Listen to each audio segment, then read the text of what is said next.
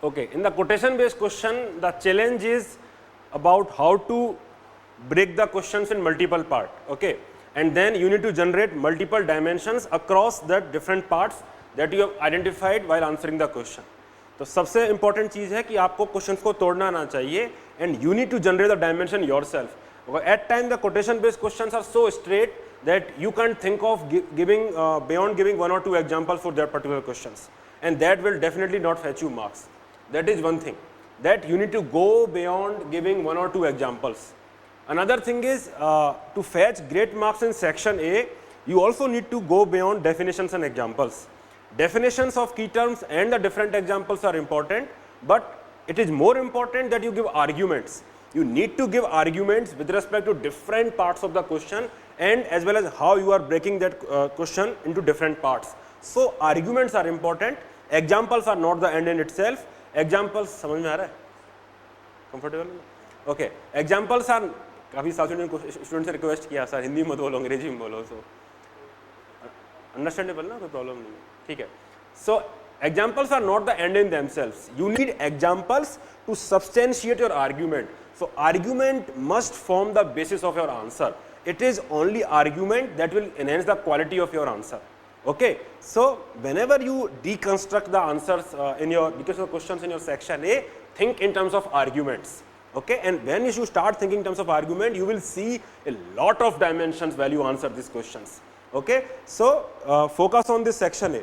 Life doesn't make any sense without interdependence. So that is the statement. Life doesn't make any sense without interdependence. We need each other. The sooner has some value. The sooner has some value in an answer. You need to answer that aspect. The sooner we learn that, it is better for us all. So how many dimensions are there in this question? Let us learn. First is, life will not make any sense if we don't understand the interdependence. That is one argument. That is one macro argument, one major part of your answer that has been given in the questions. Second is, the sooner we learn it. So what are the different factors that has made it necessary, absolute necessary, that you understand that interdependence is key to make life sense? ठीक है, ये आपको, what are those factors, what are the things that are happening around us that makes it very imperative on you that you need each other and you need to learn it sooner the better. The sooner aspect needs to be highlighted while you give your answers, otherwise your answer is incomplete. And then the third hidden dimension, as I say it often, you also need to give contrasting examples as to perhaps highlight that what all great can be achieved, okay, if we follow this interdependence approach. So what could be the introduction in this question? What could be the introduction? The introduction is, the question is all about interdependence. The question is all about the meaning of life. Life doesn't make any sense. So either you can give a broad statement like man is a social animal that captures the essence of the question, which highlights the independence of the humans in the society, or you may simply highlight how will life make sense. How will life make sense and how interdependence is a key component. How interdependence is a key component. So either you can give a broad statement like this, or you may highlight a sense of life in terms of dependency on interdependence, in terms of living it fully. If you want to live your life fully, you need to understand the interdependency. So that kind of meaning also you can give in the introduction, and then you can elaborate. Now you need to understand that we will be giving arguments, that why we need each other, what is the basic of this interdependence. You need to give arguments, not mere examples. So first of all, हमको एक दूसरे की जरूरत क्यों है, ठीक है? Why do we need each other? First of all, first basic thing is survival. First basic thing is fulfillment of basic need, basic human need. What are your basic human need?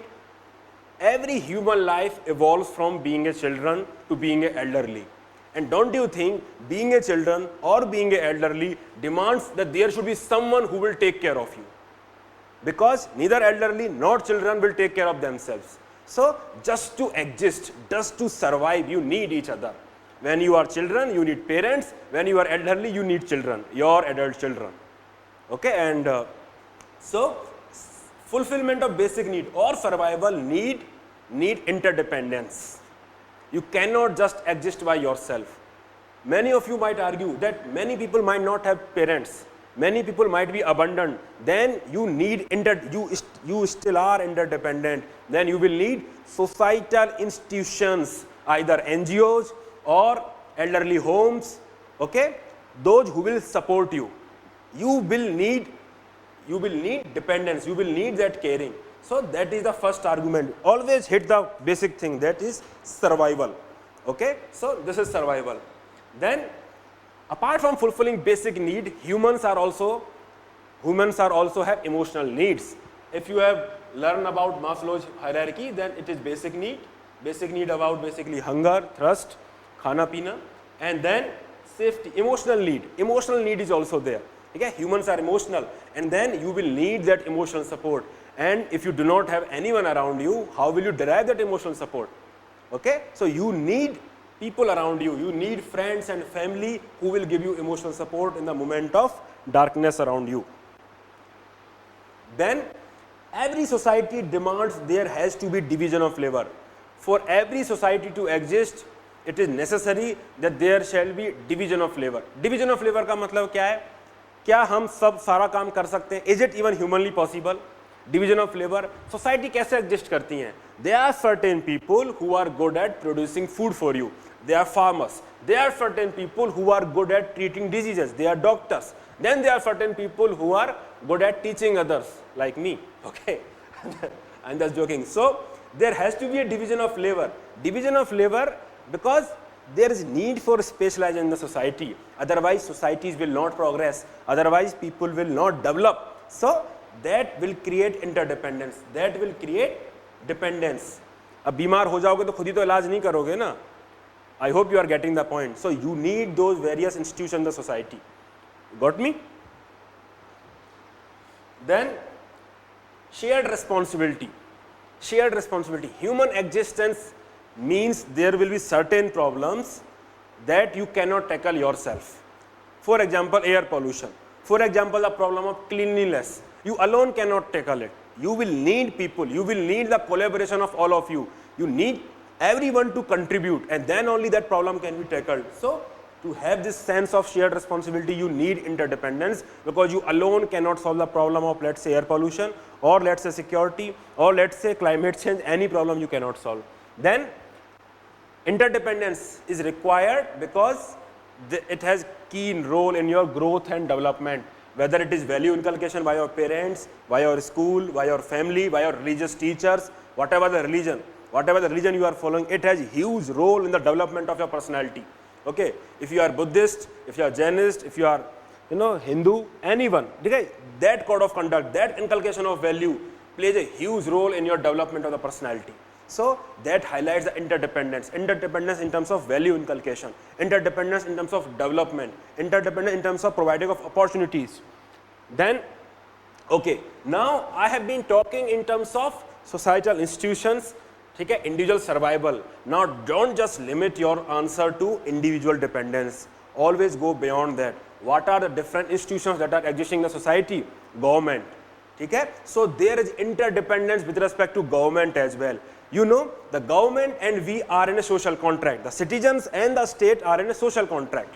And that government depends on us in terms of we pay taxes to them, and we depend on the government because they take care of our security. They take care of our welfare. Okay? If you have the weaker sections, we have parents fulfilling basic needs. Then there are certain people whose basic needs cannot be fulfilled by the people alone. It is the state that steps in, either in terms of providing affordable health care, or in terms of providing good education opportunities, or in terms of providing support to the weaker sections like SCs, STs, tribals, disabled, transgender. So many weaker sections are there, and that needs, we are dependent on the welfare state in terms of our growth and development, and as well as in terms of our survival. So social contract, there is interdependency, and state also depends on us. It is not just us, because how will state function? How will state function if we do not pay taxes on time? How will state function if we do not surrender some of our rights? That is another dimension of John Locke's social contract theory that I will be explaining later. Okay, citizens also surrender some of the right. One of the right is that we allow state to control our liberty. One of those things through various means, section 144, curfew, so many things. So there is huge interdependency. People accept that limitation as part of being legitimate authority. Okay, so you need to understand this aspect. Social contract, liberty, to safeguard our liberty, to safeguard our security, there is interdependent with respect to other societal institutions as well, not just in terms of individuals. Then the need of the private sector. Okay, private sector needs you, private sector needs us in terms of customers. Okay, otherwise why would organization exist? Why would private organization exist? They are producing certain goods and services. They will need to be consumed by someone. Who are they? They are us, the customers. Similarly, customers also need private organization, because private organizations produce things in a cheaper manner. Internet was a costly commodity until Jio came, right? So Jio made it very affordable for you to afford data prices. Then private organization helps you improving in quality of life. Okay, we have so many gadgets. That gadgets are not produced by government organization. It is private organization that is investing so much in research and R&D and making things cheaper for you. So there is interdependency in terms of quality of life from the perspective of citizens on the private sector, and in terms of survival, in terms of profit maximization and revenue from the perspective of private sector towards customers. Remember, I am using the word customers and not citizens. Citizens word is used in terms of context of state and government, and customer term is used with respect to private institutions. ठीक है, ये clarity रखना है इस चीज में. So, and then my dear friends, these are the dimensions that I want you to highlight while you answer. Not just this, not just the independence. Probably most of you will be writing this aspect, but not many of you will be touching upon the interdependence with respect to government sector or with respect to private sector. And my dear friend, also the interdependence with respect to the whole ecosystem. The ecocentric principle of environmental ethics comes into the picture here.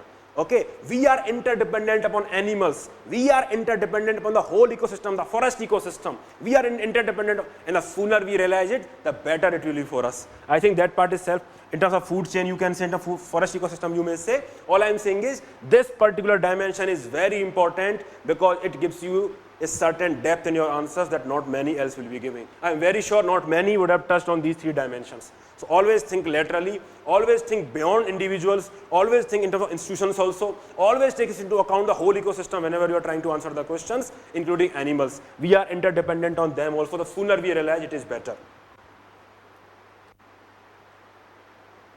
Then another important aspect is at the institutional level.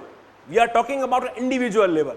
We are talking about at the individual level. Let's talk about institutional level. Let's talk about the global governance. Why countries need each other, not just humans, not just individual. It is countries also that need each other. India also need USA. India also need other countries. Other countries also need India. There is huge interdependence with respect to the nations. The sooner we realize it, it is the better. For example, if you need to tackle a cyber crime, if you need to tackle climate change, can you tackle it without understanding that there is certain roles and responsibility of the other nations also? Because the problem is global in nature. Climate change is global in nature. Cyber frauds are global in nature. Cyber security, terrorism is global in nature. You cannot tackle those problems. It requires cooperation and interdependence, and huge amount of cooperation in terms of all the participating country. A single country cannot solve the problem alone. Then globalization has made it possible. Remember, I am giving you arguments. I am not giving you examples only. I am giving you arguments. Globalization has made it interdependence. Not just the humans, but the countries also. They are vastly interdependent on each other. You know, when there are trade war between US and China, you know, things were not good in terms of global trade. So there is huge interdependence, because there are so many of global supply chains. For example, the private institutions. The private institutions are also dependent on each other, because they are specializing in certain things. Apple, okay, it is doing the manufacturing in China. They are dependent on certain, okay, then getting the raw material from the certain institutions. Then private organizations are also dependent on other private organizations, and they both are interdependent because they are global and local supply chains. Now, my dear friends, whenever you are trying to answer the question, not just think in terms of individuals, think in terms of individual and institutions, and between the institutions, think in terms of governments, think in terms of private organizations, and also think in terms of ecosystem, the whole ecosystem. हमेशा दिमाग में डालो, animals, form, ecosystem की तरह देखो. You will always write a better answer than most of the candidates.